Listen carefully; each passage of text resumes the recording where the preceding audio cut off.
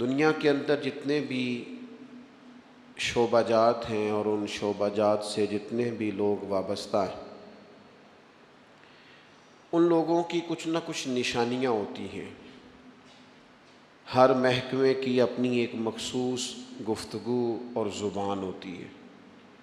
مختلف اداروں میں بولے جانے والے الفاظ مختلف ہوتے ہیں۔ انسان بعض اوقات اپنے کام سے، بعض اوقات اپنی زبان سے، بعض اوقات اپنے لب و لہجے سے پہچانا جاتا ہے کہ یہ کس شعبے کا آدمی ہے۔ آپ کسی شخص کو پگڑی داڑھی کے اندر دیکھتے ہیں تو اگرچہ اس نے فقط سنت شریعت سمجھ کر ہی اسے رکھا ہوا ہوتا ہے، لیکن اسے دیکھ کے بعض لوگ کہہ دیتے ہیں حافظ صاحب تشریف لائیے، قاری صاحب یہاں بیٹھیے، حضرت یہاں آ جائیے، کیونکہ عرف عام کے اندر یہ مزاج ہوتا ہے کہ داڑھی شریف، امامہ شریف یہ وضاقت علماء کی، قراء کی، حفاظ کی ہوتی ہے۔ اسی طریقے سے اگر کسی شخص کو آپ دیکھتے ہیں کہ اس نے ایک مخصوص لباس پہنا ہے اور ایک مخصوص آلہ گلے میں لٹکایا ہوا ہے، تو آپ اسے دیکھ کر پہچان جاتے ہیں کہ یہ شخص ڈاکٹر ہے، تو آپ اس سے ظاہر ہے اس کے شعبے کے بارے میں گفتگو کرنی شروع کر دیتے ہیں۔ کسی بھی شعبے سے تعلق رکھنے والا کوئی بھی شخص ہوتا ہے، اس کی کچھ علامات ہوتی ہیں، اس کے کچھ اوصاف ہوتے ہیں، اس کے اندر کچھ خوبیاں پائی جاتی ہیں۔ اس کے اٹھنے بیٹھنے، کام کرنے سے اور گفتگو کرنے سے اندازہ ہو جاتا ہے کہ بندہ کس شعبے کا ہے، کس مزاج کا ہے، کس طبیعت کا ہے۔ تو دنیا کے اندر اگر بہت سارے لوگ اپنے معاملات سے، گفتگو سے، آنے جانے سے پہچانے جاتے ہیں، تو بلا مثال و بلا تشبیہ سمجھانے کے لیے عرض کرتا ہوں،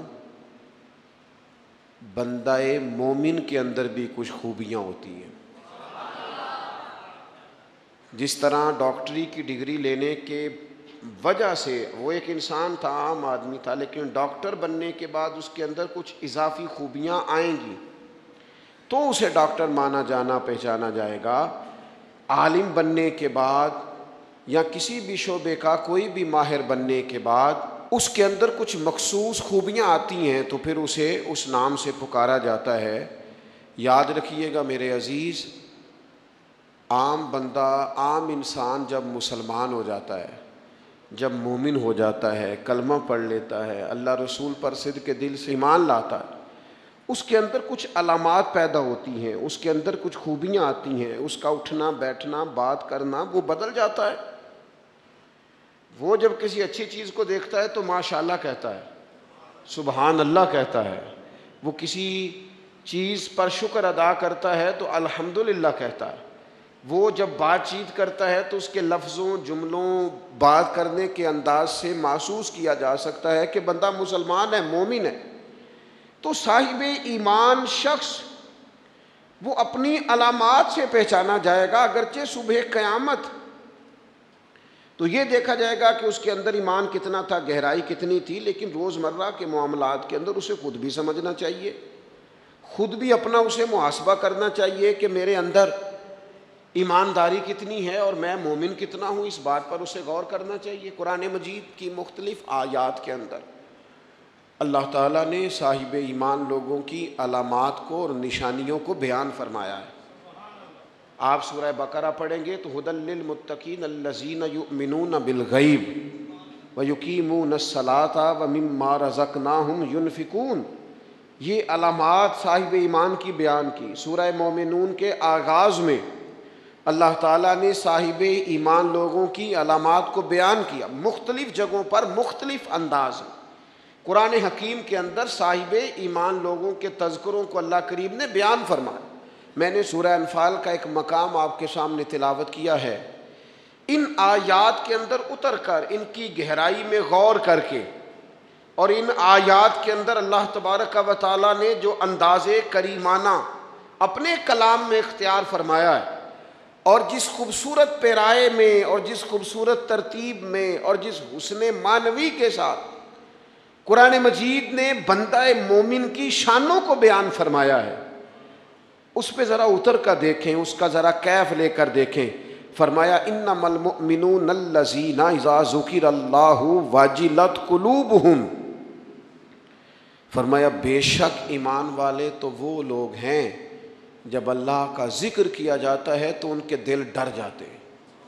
وجلت قلوبہم، اللہ تعالیٰ کے جلال کے ساتھ ان کے دل ڈرتے ہیں، ہیبت زدہ ہو جاتے صرف اللہ کا ذکر کر دینے سے ہی.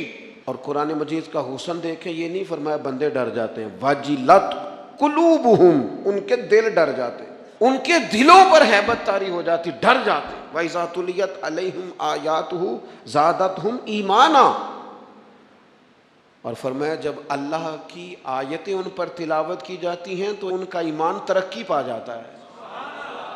اللہ کا ذکر ہو تو دل ڈر جاتے ہیں، قرآن مجید پڑھا جائے تو ایمان ترقی پذیر ہو جاتا ہے، مضبوط ہو جاتا ہے، اس کے اندر اللہ تبارک و تعالیٰ کیف میں اضافہ کر دیتا ہے. یہ صاحب ایمان آدمی کی شان ہے. اور فرمایا یہ لوگ کون ہیں؟ وَعَلَىٰ رَبِّهِمْ يَتَوَكَّلُونَ، یہ وہ لوگ ہیں جو بھروسہ اپنے رب پر کرتے ہیں، ساری امیدیں ساری آرزویں اپنے مالک سے وابستہ کرتے ہیں، ان کا سارے کا سارا اعتماد اپنے مالک کریم پر ہوتا ہے. یہ مومنوں کی شان ہے. اور پھر ارشاد فرمائے الذین یقیمون الصلاۃ ومما رزقناہم ینفقون، یہ وہ لوگ ہیں جو نماز قائم کرتے ہیں اور جو کچھ ہم نے انہیں دیا ہے اس میں سے اللہ کی راہ میں خرچ کرتے ہیں. ایک تو ان کے دل ڈر جاتے ہیں اللہ کے ذکر سے، دوسرا یہ کہ جب قرآن مجید کی آیات تلاوت کی جاتی ہیں تو ایمان ترقی پاتا ہے، تیسرا یہ کہ یہ لوگ اپنے رب پر بھروسہ کرتے ہیں، چوتھا یہ کہ نماز کو قائم کرتے ہیں. الذین یقیمون الصلاۃ، نماز قائم کرتے ہیں اپنے ظاہری اور باطنی تمام آداب کے ساتھ، نماز پابندی سے ادا کرتے ہیں. مما رزقناہم ینفقون، اور جو ہم نے ان کو دیا ہے اس میں سے خرچ کرتے ہیں ہماری راہ میں. اللہ کریم نے فرمایا یہ جو 5 علامتیں ہیں، 5، اللہ تعالیٰ کا ذکر ہو تو دل ڈر جائے، وَإِذَا تُلِيَتْ عَلَيْهِمْ آيَاتُهُ زَادَتْهُمْ ایمانا، قرآن پڑھا جائے تو ان کا ایمان ترقی پا جائے، وَعَلَىٰ رَبِّهِمْ يَتَوَكَّلُونَ، اپنے رب پر بھروسہ کریں. الذین یقیمون الصلاۃ، وہ لوگ جو نماز قائم کرنے والے ہوں، وَمِمَّا رَزَقْنَاهُمْ يُنْفِقُونَ، اور جو ہم نے انہیں دیا ہے اس میں سے ہماری راہ میں خرچ کرنے والے ہوں. فرمایا جن لوگوں کے اندر یہ 5 علامتیں پائی جائیں گی، اولئک ھم المؤمنون حقا، فرمایا یہ سچے مومن ہیں. کرتے پھریں اپنے حساب سے لوگ تشریح نکالتے پھریں کہ میرے سے اچھا مسلمان کون ہوگا، لیکن رب کو قرآن کہتا ہے اپنا محاسبہ کر کے دیکھ لو، اس کا ذکر ہو تو دل ڈرتا ہے. اپنا محاسبہ کر کے دیکھ لو، قرآن کی آیتیں پڑھی جائیں تو ایمان میں ترقی ہوتی ہے. اپنے آپ سے پوچھ لو رب پر بھروسہ کتنا ہے، اپنے آپ سے سوال کرو نماز قائم کرنے میں تمہارا معیار کیا ہے. یہ دیکھو کہ تم اللہ کے راہ میں خرچ کرنے کے معاملے میں کتنے سخی واقع ہوئے ہو. اگر یہ 5 باتیں پائی جاتی ہیں تو اولئک ھم المؤمنون حقا، میرا رب فرماتا ہے یہ وہ سچے مومن ہیں جنہیں رب سچا مومن فرماتا ہے. یہ اللہ کا فیصلہ ہے کہ اولئک ھم المؤمنون حقا، یہ سچے مومن ہیں، یہ سچے مومن ہیں، یہ سچے مومن ہیں. اللہ کہتا ہے یہ ہیں جو میں تمہیں بتا رہا ہوں، یہ ہیں میرے بندے، یہ سچے مومن. یا اللہ تو انہیں کیا دے گا، کیا عطا کرے گا جب تو کہہ رہا ہے کہ اولئک ھم المؤمنون حقا، یہ سچے. یہ قرآن مجید کا مزہ تو لو یار کتنا زیادہ ہے. یہ سچے مومن ہیں، یا اللہ تو کیا دے گا انہیں. فرمایا لہم درجات عند ربہم، ان کے درجے ان کے رب کے پاس ہیں. اس کا ایک معنی مفسرین نے یہ کیا ہے، یہ جو کہا نا لہم درجات عند ربہم، ان کے درجے ان کے رب کے پاس ہیں. مالک فرماتا ہے اس کا ایک معنی مفسرین نے یہ کیا، یہ تو تمہیں قیامت میں پتہ چلے گا کہ رب انہیں کیا کیا عطا فرمایا. لہم درجات عند ربہم، تمہیں کیا بتائیں اللہ انہیں کیا دے گا، ان کے درجے ان کے رب کے پاس ہیں. اس نے لکھ دیا ان کا اجر، طے کر دیا ان کا انعام۔ ان کے لیے مالک کریم نے اپنی رحمت سے فیصلے کر دیے کرم والے۔ ہاں تم اگر دنیاوی طور پر دیکھنا چاہو، تم اگر سمجھنا چاہو تو فرمایا وَمَغْفِرَةٌ وَرِزْقٌ کریم، ان کے درجے ہیں ان کے رب کے پاس، اور ان کے لیے بخشش ہے۔ جو خطائیں ہو گئیں بھول کے وہ اللہ معاف کر دے گا، ان کے لیے بخشش ہے۔ اور یہ مت سمجھنا کہ صرف آخرت میں ہی نتیجہ ملے گا، یہ مت سمجھنا صرف بخشش ہی ملے گی، یہ مت سمجھنا کہ صرف اخروی زندگی ہی بہتر ہوگی۔ وَرِزْقٌ کریم، فرمایا ان کے لیے عزت والی روزی ہے۔ اوئے ہوئے ہوئے، اللہ کرے آپ سمجھیں قرآن مجید کا مزہ۔ وَرِزْقٌ کریم، انہیں میں باعزت رزق عطا کروں گا، روزی بھی ملے گی پر کہیں رسوا نہیں ہونا پڑے گا، روزی ملے گی پر ذلت والی نہیں۔ وَرِزْقٌ کریم، کبھی پلٹ کے دیکھو نا رب کے بندوں کی شان، اللہ انہیں رزق عطا فرماتا ہے تو عزت والا عطا فرماتا ہے۔ وقار والی روزی میں دوں گا، وقار والی۔ بس تم 5 چیزیں پیدا کرو اپنے اندر۔ ایک تو یہ دیکھو جب رب کی یاد ہوتی ہے تو دل ڈرتا ہے کہ نہیں، قرآن پڑھا جاتا ہے تو ایمان مضبوط ہوتا ہے کہ نہیں، تمہارا رب پر بھروسہ کتنا ہے، اعتماد خالق کتنا ہے، یہ اپنے اندر پیدا کرو۔ اور فرمایا نماز قائم کرو، اللہ کے راستے میں خرچ کرو۔ تم یہ 5 چیزیں پیدا کرو، رب کہتا ہے مومن بھی تم پکے ہو، درجے بھی بڑے دوں گا، جو خطائیں غلطی سے ہو گئیں وہ معاف بھی کر دوں گا۔ وَرِزْقٌ کریم، روزی ملے گی عزت والی۔ یہ کامل مومن کی نشانیاں قرآن مجید سورہ انفال میں بیان۔ ہم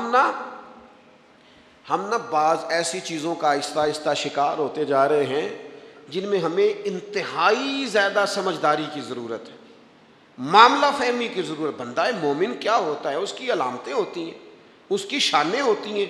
مومن کا ایک اپنا وقار ہوتا ہے، اس کی اپنی ایک الگ وزاداری ہوتی ہے، اس کا ایک اپنا اللہ تبارک و تعالیٰ نے سٹیٹس بنایا ہوتا ہے۔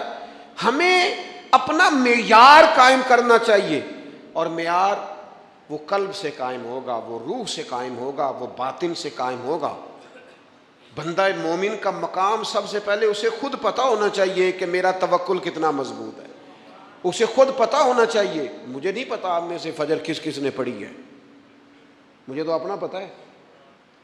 یہ ہمیں خود پتہ ہونا چاہیے کہ ہمارا معیار کیا ہے نماز کے معاملے۔ میں نہیں جانتا آپ کی جیبوں میں کتنا ہے اور آپ کتنا اللہ کی راہ میں خرچ کرتے ہیں، یہ بندے کا رب سے رشتہ ہے، یہ آپ جانے، آپ کا خدا جانے، میں جانوں، میرا رب جانے۔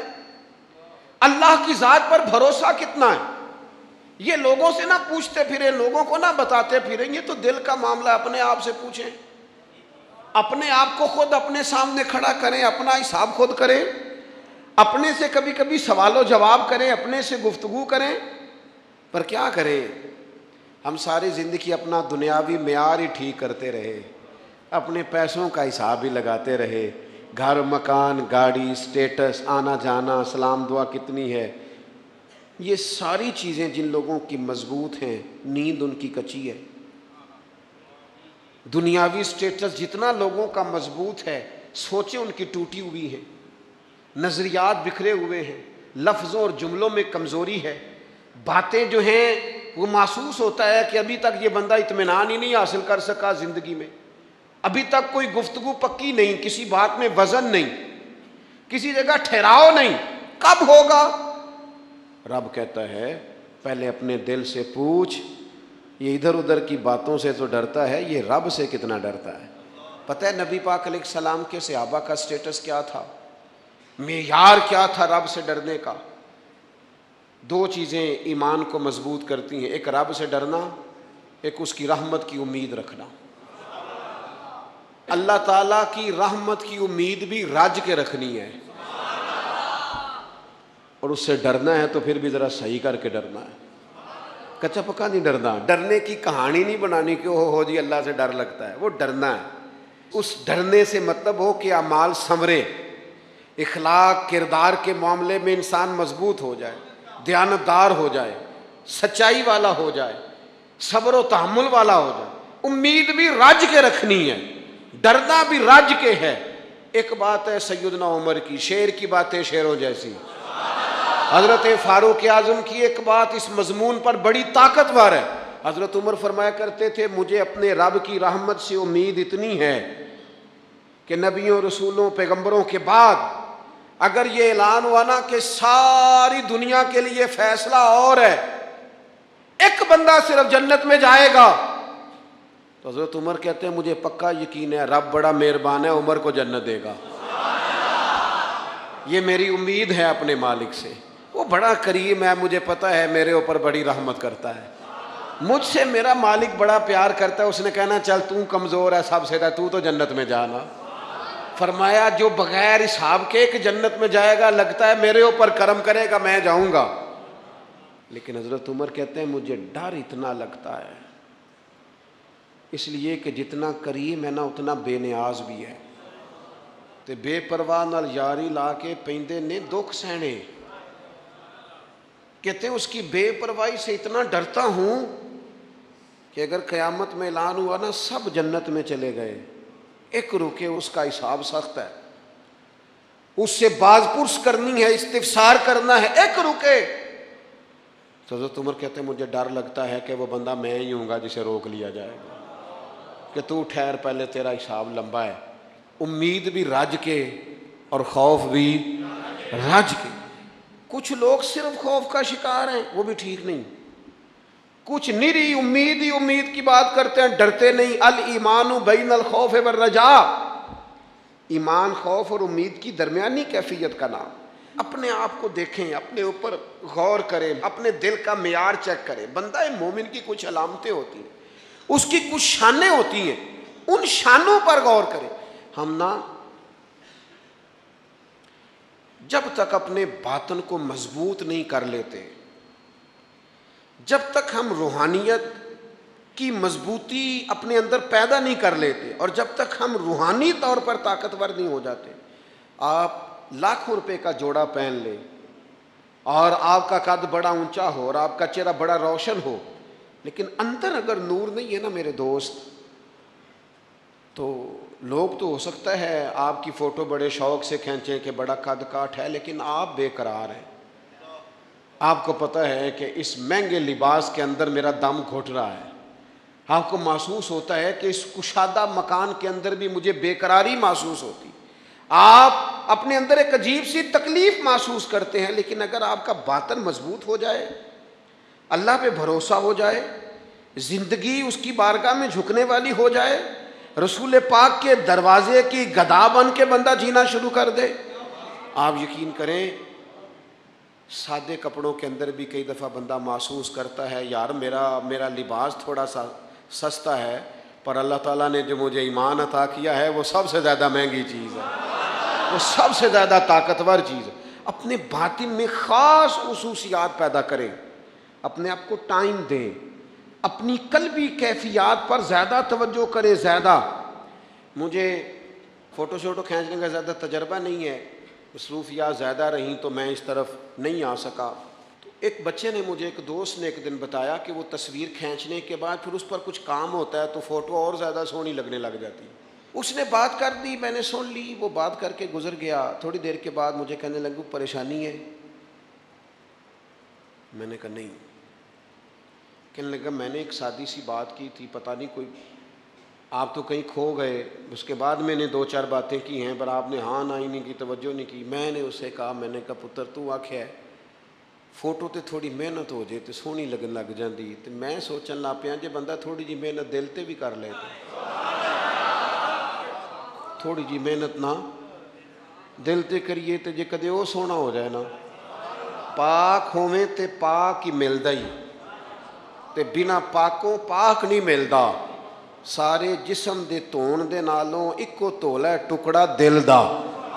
اگر تھوڑی سی محنت روح پہ ہو جائے، تھوڑی سی اندر تھوڑی توجہ کرے، وہ اگر تھوڑا چمکدار ہو جائے نا، کچھ غلاظتیں، کچھ نفرتیں، کچھ قدورتیں، کچھ عداوتیں، کچھ تکبر، کچھ حسد، کچھ بددیانتیاں، کچھ یہ چیزیں تھوڑی نکل جائیں، آپ یقین کریں بڑا چمکدار ہو جائے دل، بڑا سونا ہو جائے، بڑا حسین ہو جائے، یہ باطن ٹھیک ہو جائے نا تو اللہ کی ساری مخلوق حسین لگنے لگ جاتی ہے۔ بندے کو نا کچھ عجیب سی کیفیات سے اللہ مالا مال کرتا ہے، اسے کوئی اللہ تعالیٰ ایسا انشراح صدر دیتا ہے، دل کو ایسا ٹھنڈا کرتا ہے، سکون نصیب ہو جاتا ہے۔ نبی اکرم نور مجسم شفیع معظم صلی اللہ تعالیٰ علیہ وآلہ وسلم سے پوچھا گیا، یا رسول اللہ ایمان کیا ہے؟ ایک کیفیت کا نام ہے نا، ایمان کی صورت تو نہیں ہوتی، ایمان کا روپ تو نہیں ہوتا، وہ مجسم شکل میں تو نہیں ہوتا، ایک باطنی کیفیت ہے نا۔ یا رسول اللہ صلی اللہ تعالیٰ علیہ وسلم آپ سب سے اعلیٰ، اس کا معیار آپ ہی جانتے، کریم بتا دیجئے، ایک بندہ نوازی فرمائیے ایمان کیا ہے؟ تو نبی اکرم صلی اللہ تعالیٰ علیہ وسلم نے فرمایا، جب تمہاری نیکی تمہیں خوش کرنے لگے اور جب تمہارا گناہ تمہیں غمگین کرنے لگے تو مطلب یہ ہے کہ تم مومن ہو۔ اور اگر گناہ کر کے بھی تم غمگین نہیں ہوتے، تکبر کر کے بھی تم غمگین نہیں، حسد کر کے بھی غمگین نہیں، حرام کھا کے بھی غمگین نہیں، لوگوں کا دل توڑ کے بھی غمگین نہیں، کسی کے حق پہ قبضہ کر کے بھی تمہیں غم کوئی نہیں، بہت سارے لوگوں کو بیوقوف سمجھ کر، نادان سمجھ کر، احمق کہہ کر، جاہل کہہ کر، عزتیں اتار کر بھی تم غمگین نہیں ہوتے، تو اس کا مطلب ہے تم نے معیار ایمان کو نہیں پایا۔ حضور فرمانے لگے نیکی خوش کرے اور گناہ تجھے غمگین کرے، آپ یقین کریں اب نہیں کرتا لوگوں کو گناہ غمگین۔ لوگ کسی بندے کا دل توڑ کے، اس کی عزت اتار کے، اسے پریشان کر کے، جھڑک کے کہتے ہیں، آیا تھا بندہ سنائیا میں نے چار، وہ تو نے گناہ کر کے اب تو بتا رہا ہے، کسی کو ڈانٹ ڈپٹ کے دل توڑ کے کہانیاں سنا رہا ہے، چلاکیاں کر کے اور تیزیاں دکھا کے، یہ تو بندہ مومن کی شان نہیں ہے۔ میرے کریم نے تو فرمایا نیکی تجھے سکون دے، اور جب تو گناہ کر کے غمگین ہو تو اس کا مطلب ہے تم مومن ہو۔ تو فوراً عرض کی، یا رسول اللہ پھر بتا دے گناہ کیا ہوتا ہے؟ تو حضور فرمانے لگے جو چیز تیرے دل میں کھٹکے وہی تو گناہ ہے۔ وہ جو چبھ رہی ہے نا، مومن کے دل میں غلطی چبھتی ہے، کھٹکتی ہے، اسے پریشان کرتی ہے یہ غلطی، اگر وہ چبھتی ہے تو پھر اس کا مطلب ہے وہ گناہ ہے۔ آج کل نا لوگوں نے گناہ کو گناہ سمجھنا چھوڑ دیا ہے۔ کسی نے کہا تھا جنوں کا نام خرد رکھ دیا، خرد کا جنوں، جو چاہے آپ کا حسن کرشمہ ساز کرے، آپ جو چاہیں نام رکھیں، جو آپ کی طبیعت آئے آپ وہ کام کریں، آپ اپنی مرضی سے نیکی اور بدی کا معیار قائم کر لیں، یہ ٹھیک نہیں ہے۔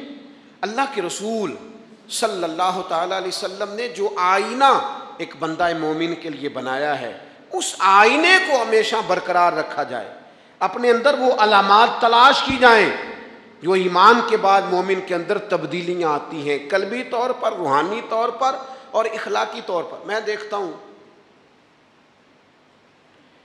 آج کل نا ہمارے ہاں سب سے زیادہ جس چیز کا فقدان ہے وہ محبت ہے۔ ہمارے لہجے، ہمارا انداز، ہمارا طریقہ، ہمارا اٹھنا بیٹھنا، اس کے اندر نا محبت نہیں، ہم نا لہجے الفت والے نہیں، مزاج محبت والا۔ کسی جگہ یار کوئی چلو پنجابی بندے ہیں، ایک دیسی گل تو انہوں سنانے میں مزہ آئے گا۔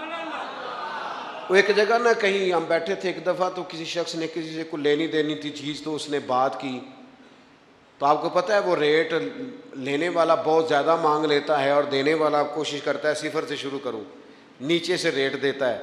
اس نے کوئی بات کی، ریٹ تھوڑا بتایا تو سامنے والا ناراض ہو گیا، کہنے لگا تو کس طرح دا بندہ ہے، کنج دی گل کی تھی۔ اب یہ جو ریٹ لگانے والا تھا اس نے بڑا حسین بات کی، وہ بندہ جواب میں بڑے غصے میں آ گیا، اس نے تلخ لب و لہجہ، لگتا تھا تھوڑی دیر کے بعد اٹھ پڑے گا، گریبان تامے گا۔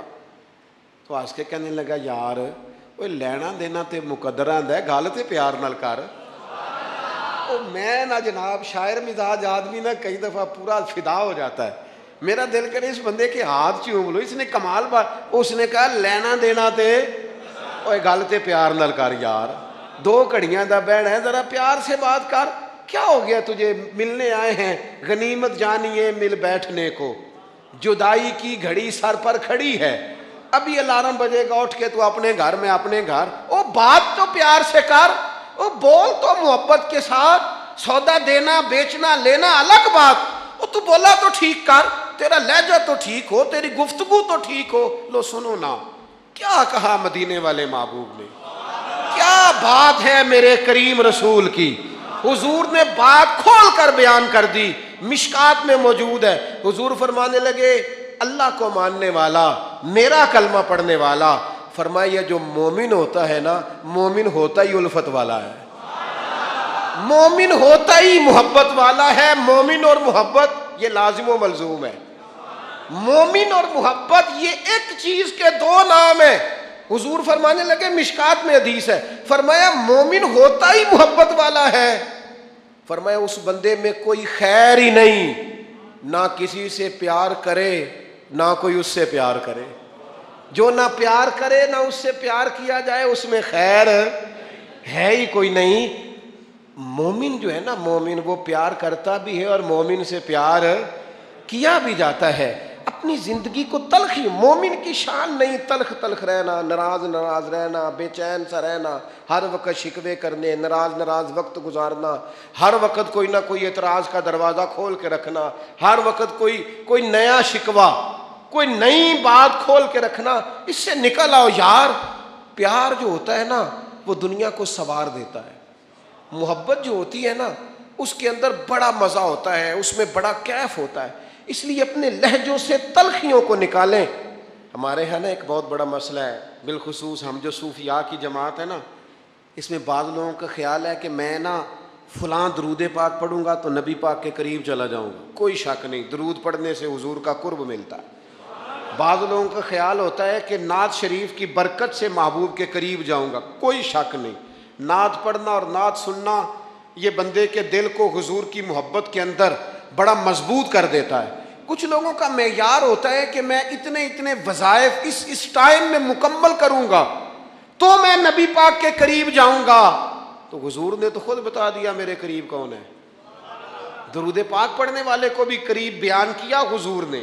جہاد کرنے والا، عبادت کرنے والا، ریاضت کرنے والا، دین کی خدمت کرنے والا، یہ سب حضور کے قریب ہے. پر نبی پاک علیہ السلام نے فرمایا تم میں سے، یہ بخاری ہے، فرمایا تم میں سے میرے یہاں میرے قریب سب سے محبوب وہ شخص ہے جس کے اخلاق زیادہ اچھے ہیں، جس کا رویہ لوگوں کے بارے میں ٹھیک ہے، جس کی نیتیں، ارادے، لہجے لوگوں کے حق میں نرم ہے، وہ میرا محبوب ہے. حضور فرماتے ہیں میرا محبوب ہے، میرا وہ پیارا بندہ ہے، وہ میرا محبوب ہے امتی.